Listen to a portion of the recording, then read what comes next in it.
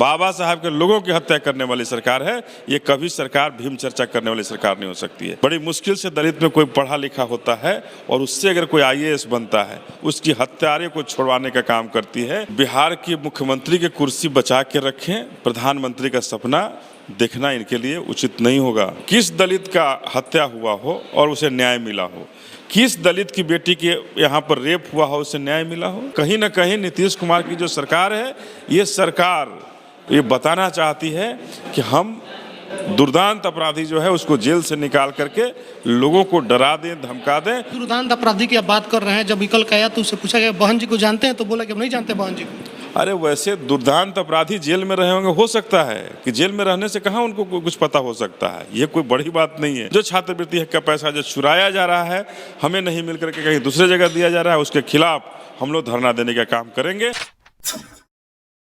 Bahujan Samaj party कल सड़कों पर उतरेगी और महागठबंधन सरकार के खिलाफ हुंकार भरने की तैयारी है।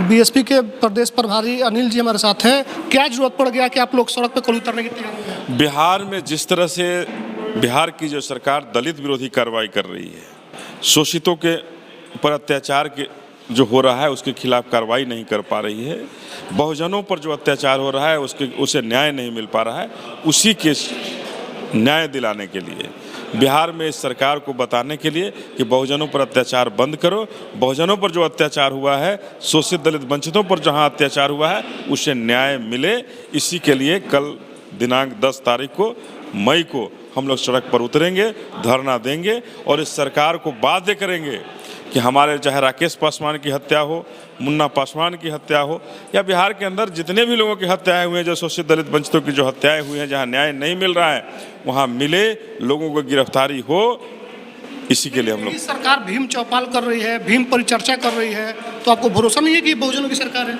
ये भीम चर्चा करने वाली सरकार कैसे हो सकती है? ये बाबा साहब के हत्या करने वाली सरकार है, बाबा साहब के लोगों की हत्या करने वाली सरकार है। ये कभी सरकार भीम चर्चा करने वाली सरकार नहीं हो सकती है। अगर हमारे दलित भाई से बड़ी मुश्किल से दलित में कोई पढ़ा लिखा होता है और उससे अगर कोई आईएएस बनता है, उसकी हत्यारे को छुड़वाने का काम करती है, उस हत्यारे को जेल से निकालने वाली सरकार है, और दलित के साथ ये कैसे खड़ी हो सकती है? ये भीम चर्चा कैसे करा सकती है? आनंद मोहन को बाहर निकालना महागठबंधन को भारी पड़ने वाला है आने वाले समय में? मैं ये नहीं कह सकता हूँ, लेकिन ये दलित विरोधी कार्रवाई है, ये बहुजन विरोधी कार्रवाई है, और ये कहीं ना कहीं नीतीश कुमार की जो सरकार है, ये सरकार ये बताना चाहती है कि हम दुर्दांत अपराधी जो है उसको जेल से निकाल करके लोगों को डरा दें, धमका दें, बहुजनों को डरा दें, धमका दें, जिससे कि वो आगे आने वाले चुनाव में वोट नहीं दे सके।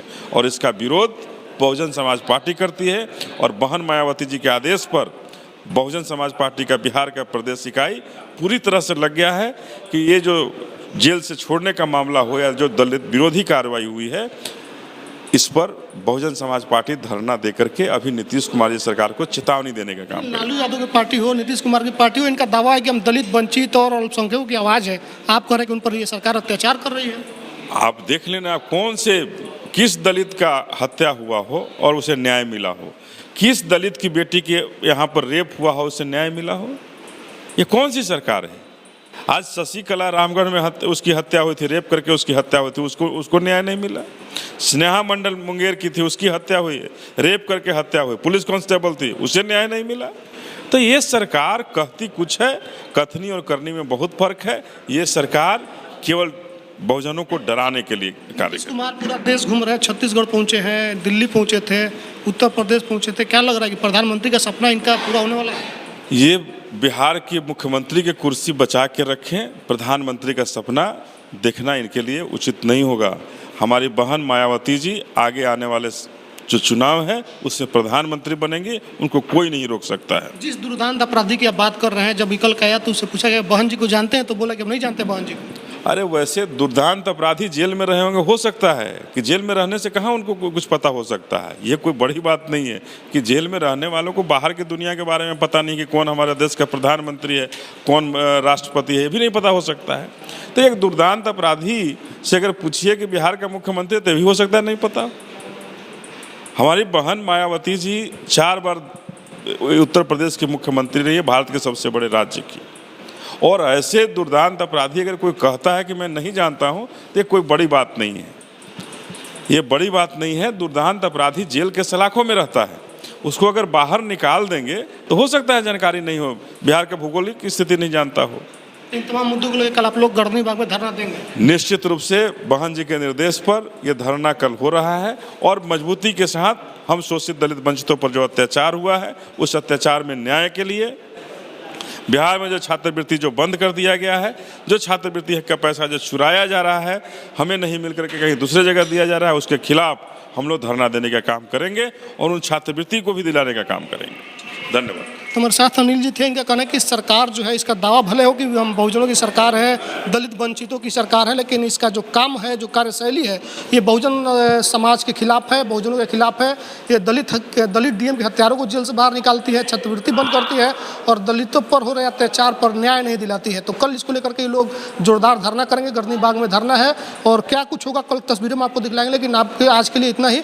आपकी क्या प्रतिक्रिया कि क्या बिहार में जो सरकार चल रही है बहुजनों की सरकार है या फिर बहुजन की विरोध वाली सरकार है? प्रतिक्रिया कमेंट बॉक्स में लिखिएगा, फेसबुक पे वीडियो शेयर कीजिएगा, यूट्यूब देखते हैं चैनल को सब्सक्राइब कीजिएगा। धन्यवाद।